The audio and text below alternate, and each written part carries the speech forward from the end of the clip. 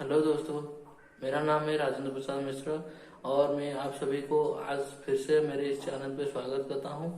आज का जो हमारा टॉपिक है वो भोजन के ऊपर आधारित है कि भोजन कितने प्रकार के होते हैं और क्या क्या होते हैं।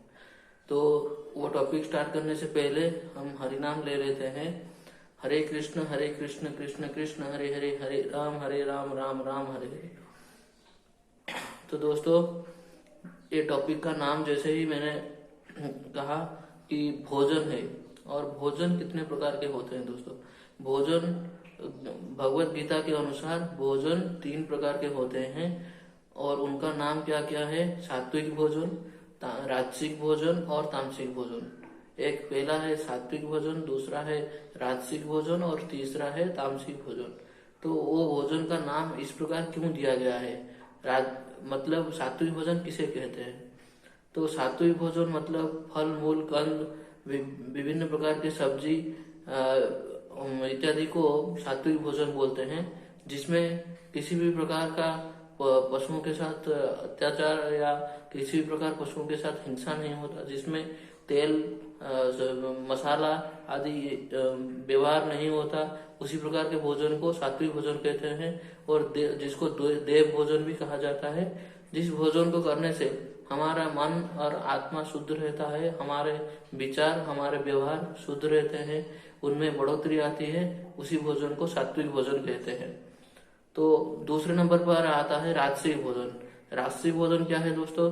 राजसिक भोजन है जिस भोजन में तेल मसाला आदि आता है और वो फल मूल और विभिन्न प्रकार की सब्जी, उसके बाद तेल मसाला प्याज लहसुन वो सब आता है, उस सब को राजसिक भोजन कहते हैं। वो सात्विक भोजन से थोड़ा ज्यादा थोड़ा कम बेहतर है, क्योंकि उसमें तेल मसाला आदि व्यवहार किया जाता है जो हमें थोड़ी हिंसा की ओर खींच लेती है। तो उस भोजन को खाने से भी हमें किसी न किसी थोड़ी प्रकार के नुकसान हो सकते हैं, लेकिन ये भोजन भी हमारे लिए सही होगा। तो उसके बाद आता है तामसिक भोजन। ये एक प्रकार का भोजन है जो कि पूरा वेदों और शास्त्रों में अनुचित माना गया है। इसी प्रकार के भोजन को खाने से आपके मन में हिंसा और द्वेष क्रोध इत्यादि भावना जागृत होगी, क्योंकि ये प्रकार के भोजन में ज्यादातर मांस मछली और विभिन्न प्रकार के मसाले प्याज लहसुन इत्यादि खाए जाते हैं। इसको राक्षस भोजन भी कहा जाता है, क्योंकि ये भोजन करने से इंसान अपने आप के बस में नहीं रहता और किसी और द्वारा कंट्रोल होता है, उसका मन स्थिर नहीं रहता और वो अपने अपने चेतन भावना से दूर रहता है सदा। और कोई भी अगर इसी प्रकार के भोजन को ग्रहण करता है तो ईश्वर के माध्यम को प्राप्त नहीं हो सकता, क्योंकि उसका मन हमेशा विचलित रहता है दोस्तों। ठीक है दोस्तों, तो इन तीनों भोजन में सबसे श्रेष्ठ है सात्विक भोजन, क्योंकि उसको देव भोजन भी कहा जाता है। उसी प्रकार का भोजन को हमें ग्रहण करना चाहिए और उस भोजन को ग्रहण करने के बाद हमारा मन हमेशा शुद्ध रहता है। तो शुद्ध रहता है मतलब कि मैं अगर बोलूं, अगर तो आप एक बार सात्विक भोजन को ग्रहण कर ले तो आपका मन स्थिर हो जाएगा, ऐसा नहीं।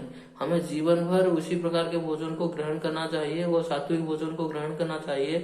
क्योंकि देखिए दोस्तों, आजकल जो पशुओं को हत्या करके हम भोजन ग्रहण करते हैं, विभिन्न प्रकार के मांस मछली आदि खाते हैं, उससे क्या होता है कि ना, उस जो पशु को हम हत्या करते हैं वो डर डर के मरता है। इसीलिए उसमें जो डर का भावना रहता है वो उसी मांस मछलियों में रह जाता है और वो हिंसा का काम करता है, जो कि हमारे शरीर में आकर हमें हिंसा के लिए प्रोत्साहित करता है, हमें क्रोध दिलाता है, हमारे शरीर को तापमान रखता है।